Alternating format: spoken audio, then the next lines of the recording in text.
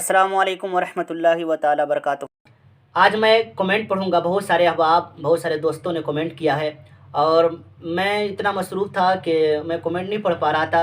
और आज मैं इंशाअल्लाह ताला सारे सवालों का जवाब एक बारगी देने की कोशिश कर रहा हूँ। और आपका भी अगर कोई सवाल हो तो कमेंट में करें। इंशाअल्लाह ताला मैं ज़रूर एक दिन फुर्सत निकाल करके उन जवाबात को देने की कोशिश करूँगा। और अगर आपका ये कि सवाल बहुत अच्छा रहे तो उसको मैं अकेला वीडियो बनाने की भी कोशिश करूंगा। बहुत सारे लोगों को तो मैं सवाल को तो अकेला वीडियो ही बनाया हूं और आज मैं बारगी सारे सवालों का जवाब देने की कोशिश कर रहा हूं। आप भी ज़रा देखें।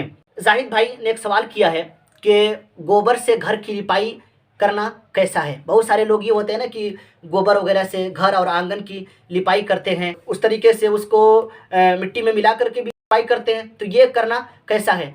सबसे पहली बात ये समझ लें आप हजरात कि गोबर नजासत गलीज़ा है, यानी कि जिस कपड़े पर लग जाता है या जिस बदन पे लग जाता है वो नापाक हो जाता है।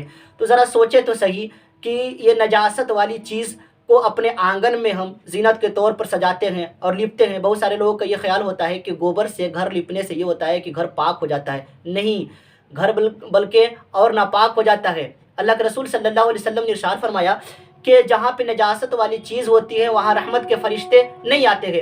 एक वजह यह भी बनती है, हमारे घर में बरकत नहीं होती है कि हम घरों को क्या करते हैं, गोबर वगैरह से लिप देते हैं, आंगन वगैरह को गोबर से लिपते हैं। तो जिस रास्ते से फरिश्तों को आना था, जिस दरवाजे से फरिश्तों को आना था, आपने पहले ही गोबर का बिछौना बिछा करके रखा है, तो जाहिर सी बात है कि रहमत के फरिश्ते आपके घर कैसे आएंगे। इसलिए आप हजरात गोबर से ना लिपे बल्कि मिट्टी पाक है। अल्लाह के रसूल ने फरमाया कि मिट्टी पाक है और ये पानी का नेमुल बदल है, यानी कि पानी अगर ना है तो उससे आदमी तयम्मुम करता है और उसे पाकी हासिल करता है। तो गोबर से ना लिप करके आप मिट्टी से लिपे, इसलिए कि मिट्टी इंसान के लिए पाक है और गोबर नजासत गलीज़ा है। दूसरा सवाल ये आया है, दुनिया में ज़ात और बिरादरी की शुरुआत कैसे हुई। ये सवाल कर रहे हैं नवाब सर जी। ये नवाब सर जी कोई हैं, वो सवाल कर रहे हैं कि दुनिया में ज़ात और बिरादरी की शुरुआत कैसे हुई।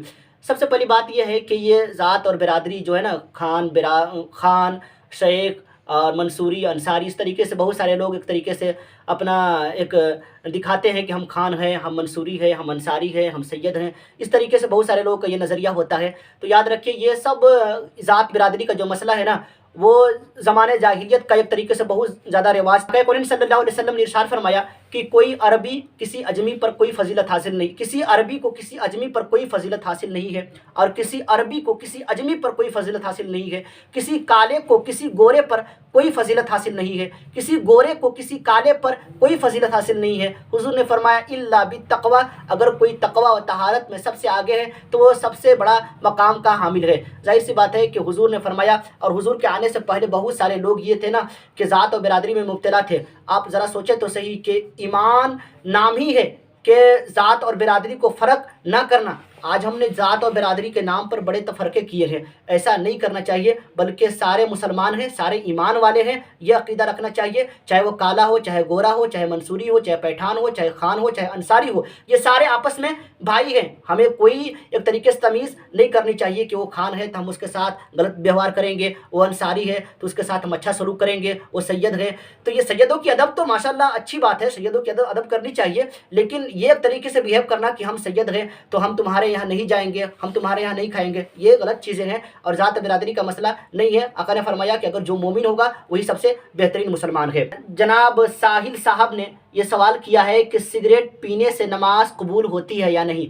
हाँ, सिगरेट पीने से नमाज कबूल हो जाती है, इसमें कोई दिक्कत नहीं है। बहुत सारे लोग गुटखा भी खाते हैं, पान भी खाते हैं, तो पान खा के भी तो नमाज़ पढ़ते हैं। हमारे मौलवी बरादरान भी बहुत सारे लोग पान भी खाते हैं, गुटखा भी खाते हैं, सिगरेट भी पीते हैं, लेकिन बचना ज़रूरी है इन सब चीज़ों से। फजूल खर्ची है और जाहिर सी बात है कि खुद एडवर्टाइज़ करने वाला कंपनी वहाँ पे लिखा होता है कि सिगरेट पीने से ये कैंसर होता है और गुटखा खाने से कैंसर होता है। तो जाहिर सी बात इससे बचना चाहिए, लेकिन अगर आप ये करते हैं तो नमाज में कोई खलल नहीं होगी, आपकी नमाज हो जाएगी। एक कोई काला डाकू ऑफिशियल है यूट्यूब पे, उन्होंने ये सवाल किया है कि बहुत ज़रूरी पर सूद ले सकते हैं, जबकि बहुत ज़रूरी हो, ऐसी हालत में हम सूद ले सकते हैं। हाँ, अगर आप फाका कशी के आलम में हों या आप मतलब ये कि बहुत ज़्यादा मजबूरी में हों और मतलब ये कि मरने के कगार पे हो और भूख के आलम में एक तरीके से अपनी ज़िंदगी गुजार रहे हों, तो ऐसी सूरत में आप सूद ले सकते हैं। इस्लाम ने इसको मतलब ये कि इजाज़त दिया है कि आप जब फाका कशी के आलम में हो और एक तरीके से कोई ज़रिया नहीं बन पा रहा है तो आप सूद ले सकते हैं। लेकिन तिजारत को बढ़ाने के लिए या अपने बिजनेस को बढ़ाने के लिए या एक तरीके से किसी और काम के लिए जो आपके हाजत असलिया से अलावा हो, ऐसी सूरत में आप सूद नहीं ले सकते हैं। अल्लाह ताला इरशाद फरमाता है अहल्लल्लाहु बैअ व हर्रम रिबा, यानी कि अल्लाह ताला ने खरीदो फरोख्त को हलाल करार दिया गया है। एक तरीके से ये रिबा को यानी कि सूद को हराम करार दिया गया है, इसलिए कि ये सूद लेना और देना ये दोनों हराम है। लेकिन बहुत ज़्यादा आपके पास मजबूरी हो तो आप सूद ले सकते हैं। इमाम असगर साहब ने एक सवाल किया है कि खाना खाते वक्त सलाम का जवाब देना ये कैसा है। खाना खाते वक्त सलाम का जवाब देना, हाँ, आजकल बहुत सारे लोग ये होता है ना कि जब खाना खाते हैं या जूठा मुंह होता है तो सलाम का जवाब नहीं देते हैं और सलाम भी नहीं करते हैं। ऐसी कोई बात नहीं है, खाना खाते वक्त सलाम का जवाब दिया जा सकता है, बशर्ते कि आपके मुंह में अगर लुकमा भरा हुआ है और अगर कोई शख्स आ करके सलाम करता है तो उस वक़्त आप पर सलाम का जवाब देना वाजिब नहीं है, इसलिए कि आप आजिज़ हैं, सलाम का जवाब दे ही नहीं सकते हैं। आपके मुंह में तो पूरा एक तरीके से भरा हुआ है लुकमे से, तो आप सलाम के जवाब नहीं दे सकते हैं। तो आप खाने से फारिग हो करके सलाम का जवाब दे सकते हैं, इसमें कोई दिक्कत नहीं है। खाने के दरमियान भी अगर आप खाली बैठे हों, इस तरीके से रोटी खा रहे हों और आपके मुंह में कुछ नहीं है तो सलाम का जवाब दे सकते हैं और सलाम कर भी सकते हैं, इसमें कोई दिक्कत वाली बात नहीं है। शाह आज़म भाई ने सवाल किया है कि हज़रत एक मैयत है और उसका सर नहीं है और पूरा जिस्म है, तो क्या नमाज जनाजा पढ़ी जा सकती है? हाँ, अगर जिस्म का पूरा बॉडी है और सिर्फ ये कि सर नहीं है तो नमाज जनाजा पढ़ी जा सकती है। इसी तरीके से अगर जिस्म का आधा हिस्सा है तो फिर भी नमाज जनाजा पढ़ी जा सकती है।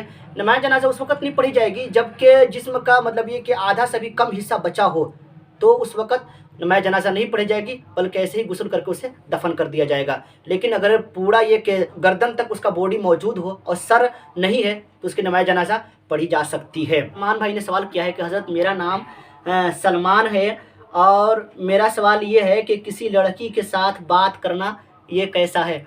माशाल्लाह, एक तरीके से आज के दौर में अक्सर नौजवान जो है ना इसमें मुब्तला हैं कि लड़कियों के साथ बात करते हैं, गैर महरमों के साथ बात करते हैं, जबकि किसी गैर महरम के साथ बात करना ये नाजायज़ व हराम है। जबकि देखना ही नाजायज़ व हराम है तो बात करना भी नाजायज़ व हराम है। बहुत सारे लोग इसी करते हैं, शादी जब लग जाती है और शादी तय हो जाती है तो लोग बात करना शुरू कर देते हैं। ऐसा नहीं करना चाहिए। ये जिस तरीके से गैर महरमों के साथ बात करना, आम लड़कियों के साथ बात करना नाजायज़ व हराम है, उस तरीके से वो आपकी बीवी नहीं हो गई है, आपकी शादी लगी है, निकाह के बाद आपकी बीवी होगी। तो जब आपकी बीवी हो जाएगी तो आप दिल खोल के बात कर सकते हैं, लेकिन निकाह से पहले आप बात नहीं कर सकते हैं। एक सवाल ये है कि अस्सलाम वालेकुम मुफ्ती साहब, ये मेरा सवाल ये है कि बासी खाना खाना कैसा है? हाँ, आज के दौर में बहुत सारे लोग ये वो करते हैं कि बासी खाना भी बहुत इस्तेमाल करते हैं, यानी कि शाम को बनाएं और सुबह उसको खाते हैं, या शाम का बचा हुआ खाना सुबह भी इस्तेमाल करते हैं। तो बासी खाना अगर खाने के लायक हो तो खा सकते हैं, इसमें कोई दिक्कत वाली बात नहीं है, लेकिन कोशिश ये करें कि ताज़ा खाना खाएं। इसलिए कि साइंसदानों ने कहा है और बड़े बड़े तिब होते हैं ना, जो डॉक्टर वगैरह होते हैं और जो बड़े बड़े हकीम होते हैं, वो कहा कि ताज़ा खाने में एक तरीके से बहुत फ़ायदा है और इंसान सेहतमंद भी रहता है। बासी खाने में ये कि दिमाग भी कमज़ोर होता है और भूलने की बीमारी भी पैदा हो जाती है, इसलिए बासी खाने से परहेज़ करना चाहिए। एक बहन ने ये सवाल किया है, नेहा नाज ने ये सवाल किया है कि मुफ्ती साहब, औरतों को लिपस्टिक लगाना ये कैसा है? बहुत सारी औरतें जो होती हैं लिपस्टिक लगाती हैं, तो ये लगाना एक तरीके से अगर उसमें बात ये यकीनी तौर पर पता हो जाए कि उसमें अल्कोहल नहीं है, या बात सूरतों में ये भी कहा गया है कि खंजीर की चर्बी उसमें मिली हुई रहती है, तो अगर उससे बात पता चल जाए कि उसमें अल्कोहल नहीं है और खंजीर की चर्बी नहीं मिली हुई है तो आप लगा सकते हैं। लिपस्टिक लगाना ये बिल्कुल जायज़ और दुरुस्त है, लेकिन अपने शौहर को दिखाने के लिए, किसी और को दिखाने के लिए नहीं। हाँ, अगर उसमें गैर शरई जो चीज़ें हैं वो नहीं है तो आप लगा सकते हैं, लेकिन वज़ू करते वक्त और गुस्ल करते वक्त उसको ज़रूर छुड़ा लें, वरना आपका वज़ू और गुस्ल नहीं होगा, इसलिए कि वहाँ तक वो पानी नहीं पहुँचेगा। एक सवाल ये आया है, ना तो तकरीर एक चैनल है उसके जानिब से, अस्सलाम वालेकुम, एक बात बताएं कि कुरान शरीफ को मैयत के साथ कब्र में रखना ये कैसा है? बहुत सारे लोग ये कि मैयत के साथ कुरान शरीफ को कब्र में रखते हैं, तो एक तरीके से मैयत के साथ कुरान शरीफ को कब्र में नहीं रखना चाहिए। कुरान शरीफ की बेहुरमती होती है।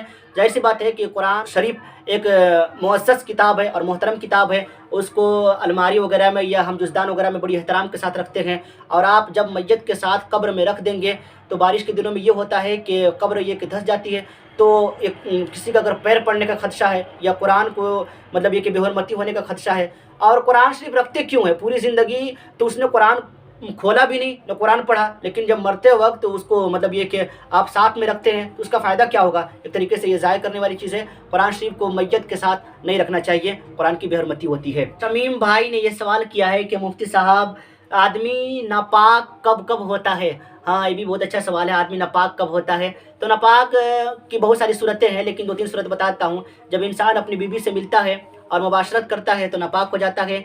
और जब वो सोता है, नाइटफॉल हो जाता है, एहतलाम हो जाता है, इस सूरत में भी नापाक हो जाता है। और पीरियड के दिनों में भी औरतें नापाक हो जाती हैं। इस तरीके से जो हैज़ व निफास का जो अय्याम होते हैं उस सूरत में भी जो औरतें होती हैं वो नापाक हो जाती है। या कपड़े या जिस्म पर नापाक चीज़ लगने से भी इंसान नापाक हो जाता है।